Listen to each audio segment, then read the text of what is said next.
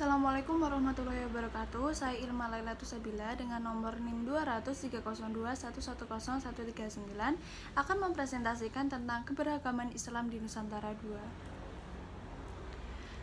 Pada umumnya ada dua kemungkinan berlangsungnya prosesnya masuknya Islam ke Nusantara. Yang pertama, sebagaimana yang dikatakan oleh Profesor Hamka dengan menunjuk salah satunya pada catatan berita dari para musafir Tiongkok, sebagaimana yang dituangkan dalam risalah seminar sejarah masuknya Islam ke Indonesia di Medan pada tahun 1963 menyatakan bahwa Islam masuk ke wilayah Nusantara pada abad-abad pertama Hijriah atau pada abad ke-7 atau 8 Masehi.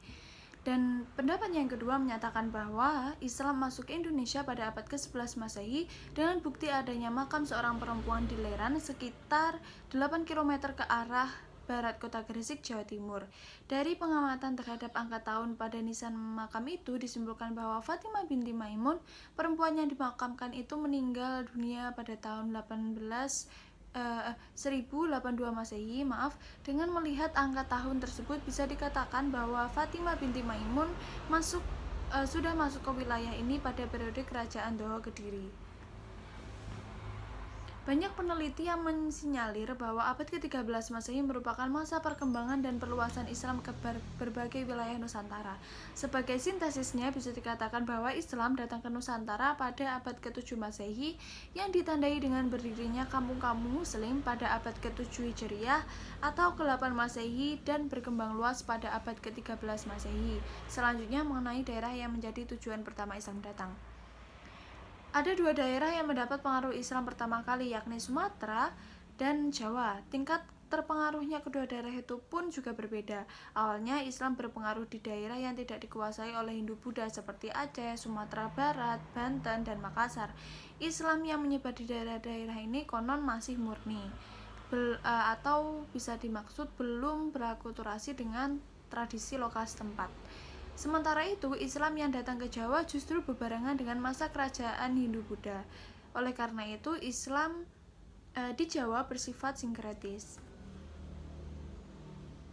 Yang selanjutnya, saya akan memaparkan tentang kebudayaan Nusantara terlebih dahulu. Kategori perkembangan budaya di Indonesia dapat dilihat sesuai dengan periodenya, yaitu pra-perkembangan budaya atau animisme dan dinamisme. Yang pertama adalah kepercayaan animisme, yaitu suatu kepercayaan tentang adanya roh atau jiwa pada benda-benda, tumbuh-tumbuhan, hewan, dan juga pada manusia sendiri. Kepercayaan seperti itu adalah agama mereka yang pertama. Nah, yang selanjutnya adalah kepercayaan dinamisme. Adalah kepercayaan setiap benda mempunyai kekuatan seperti gunung, bebatuan, dan sebagainya. Masyarakat Indonesia mempercayai bahwa apa yang telah mereka bangun adalah hasil dari adaptasi pergulatan dengan alam. Kekuatan alam disadari merupakan penentuan dari kehidupan seluruhnya. Keberhasilan pertanian tergantung dari kekuatan alam, matahari, hujan, angin, hama. Tetapi mereka masih mempercayai kekuatan dibalik semua kekuatan alam itu. Berbagai ritual keagamaan dilaksanakan agar semua kekuatan alam yang akan mempengaruhi kehidupan dirinya. Dan yang selanjutnya adalah perkembangan budaya Hindu. Sesudah perkembangan pra-budaya, datang budaya Hindu di Indonesia yang eksistensinya dengan mudah dapat dikenali dari peninggalan batu tertulis, monumen atau relief di candi, termasuk bahasa Sanskerta yang mereka tinggalkan. Pengaruh budaya Hindu dimulai pada tahun 78 Masehi, yaitu sejak berdirinya kerajaan Ajisaka yang ditandai dengan adanya kalender Saka. Pengaruh budaya Hindu mencapai puncaknya semasa kerajaan Majapahit. Kekuasaannya mencapai seluruh kepulauan Nusantara. Saat itu bahasa Sanskerta digunakan dalam penulisan kitab Weda.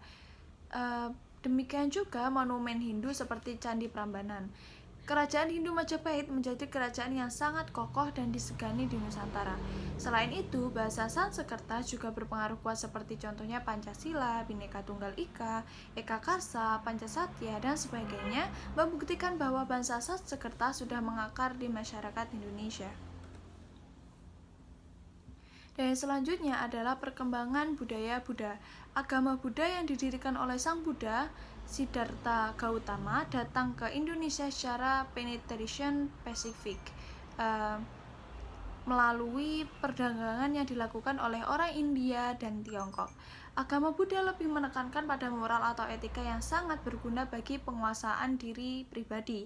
Candi Borobudur merupakan monumen yang paling mencolok dari agama Buddha. Candi Borobudur melambangkan falsafah agama Buddha yang sebenarnya membuktikan kemegahan ajaran Buddha. Saat Islam datang ke Indonesia, ajaran moral yang ditanamkan oleh pemeluk agama Buddha yang tidak bertentangan justru memperlancar meresapnya ajaran Islam di sendi kehidupan masyarakat Indonesia. Yang selanjutnya adalah perkembangan budaya Islam. Pengaruh Islam dalam masyarakat di pesisir utara Pulau Jawa lebih menonjol dibandingkan dengan penduduk Jawa di pesisir selatan. Hal ini menunjukkan hubungan perdagangan di Pulau Jawa saat itu cukup ramai, sehingga Islam lebih banyak meresap, sedangkan di bagian selatan Pulau Jawa kontak budaya sangat jarang terjadi, sehingga pengaruh Islam pun kurang mendalam. Hal ini dibuktikan dengan Keraton Yogyakarta dan Solo yang terletak di bagian selatan Pulau Jawa yang masih bertahan dengan kebudayaan Jawa, membuktikan bahwa kontak budaya memberikan peluang besar bagi pengaruh budaya. Di sisi lain, di pesisir utara sudah banyak dipengaruhi oleh Wali Songo. Salah satu budaya yang penting adalah tradisi wayang yang telah dikemas sedemikian rupa oleh para wali sehingga mampu dijadikan sarana dalam menarik perhatian masyarakat setempat untuk masuk Islam.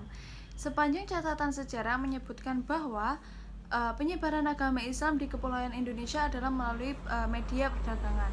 Dengan proses yang sering kita sebut dengan penetration Pasifik, dapat dikatakan pula bahwa penyebaran Islam di Indonesia tidak didasarkan atas misi atau dorongan kekuasaan, akan tetapi penyebaran Islam berlangsung secara perlahan. Dan selanjutnya saya akan memaparkan tentang hubungan agama Islam dengan budaya Nusantara. Ketika Islam masuk ke Nusantara, ada dua hal yang perlu dicatat. Pertama, pada waktu itu hampir secara keseluruhan dunia Islam dalam keadaan mundur. Dalam bidang politik antara lain ditandai dengan jatuhnya dinasti Abbasiyah oleh serangan Mongol pada 1258 Masehi dan tersingkirnya dinasti Al-Ahmar di Andalusia oleh gabungan tentara Aragon dan Castella pada 1492 Masehi.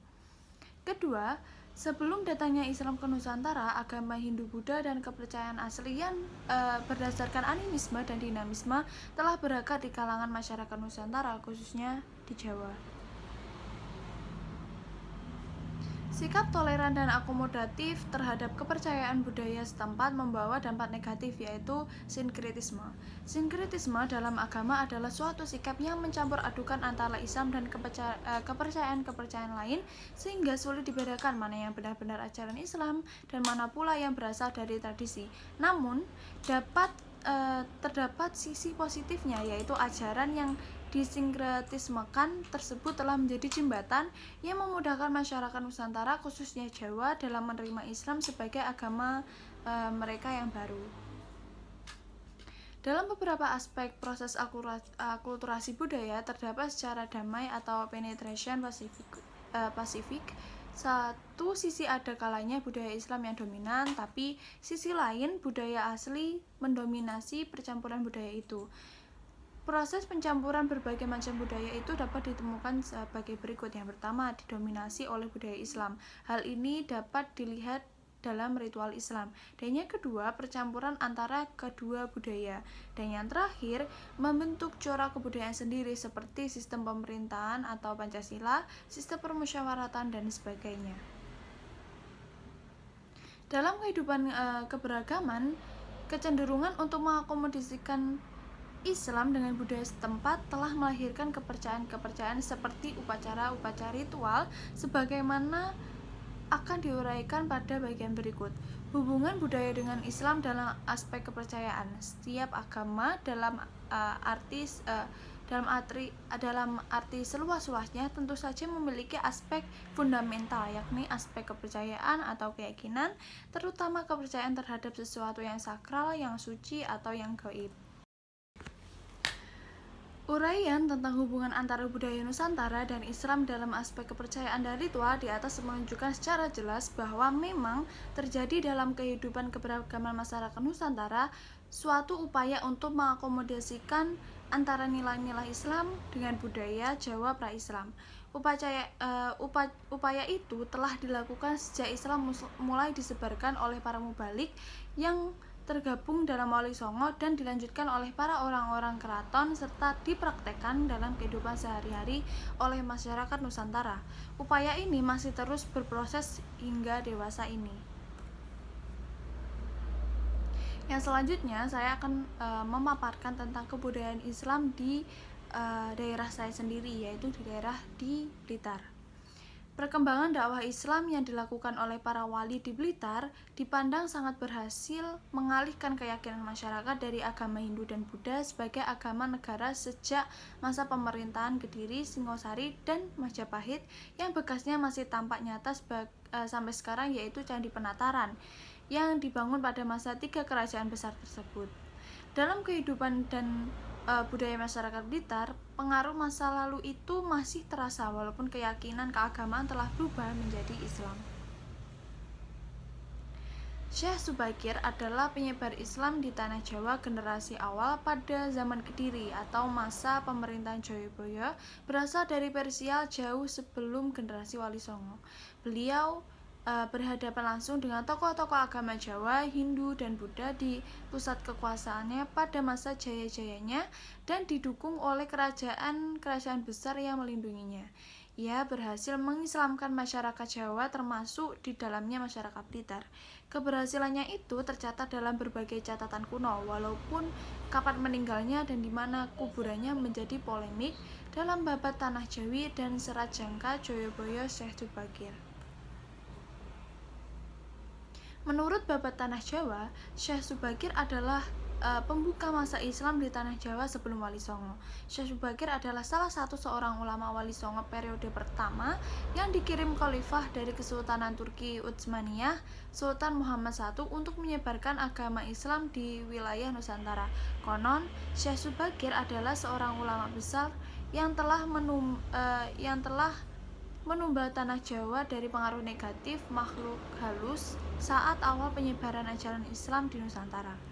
Maka dari itu wajar ada beberapa makam atau petilasan Syekh Subagir di Jawa. Selain di Blitar, makam atau petilasan Syekh Subagir juga ada di Gunung Tidar, Magelang.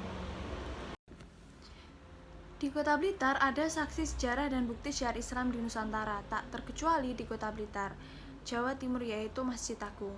Masjid ini menjadi saksi yang menyimpan sejarah panjang penyebaran Islam di kota tempat dimakamkannya Bung Karno itu. Dan kebudayaan selanjutnya yaitu tradisi baritan dilakukan dalam rangka memperingati Tahun Baru Hijriah dalam Islam atau 1 Suro dalam bulan Jawa. Baritan digelar saat suroan ini menyesuaikan hari nahas desa tersebut. Misalnya hari ini yang bertepatan dengan malam Jumat Legi.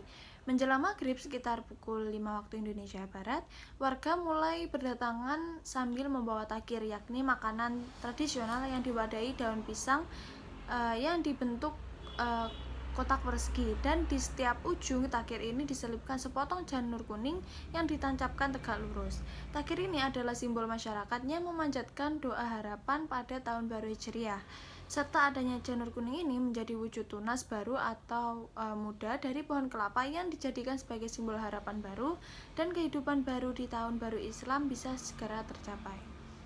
Sekian presentasi dari saya. Wassalamualaikum warahmatullahi wabarakatuh.